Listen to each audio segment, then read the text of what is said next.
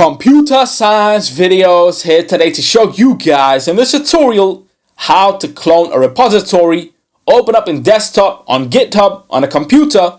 Without further ado, let us start the video. So in this tutorial, you need to have access to a Mac computer, a GitHub account, the GitHub desktop application. So we can now go all the way down to the dock, go to Safari, go to github.com, make sure you're signed into the account, and then go to your account, repositories, the repository you wish to clone and bring to the desktop.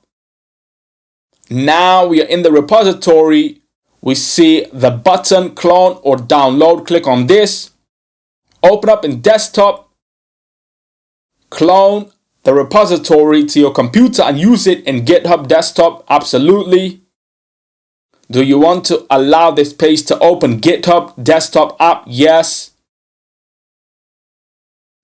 And then we are sent a message on screen to clone a repository. Yes.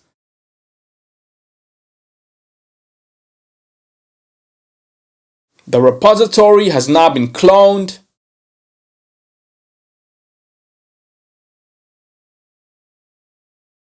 Show in Finder.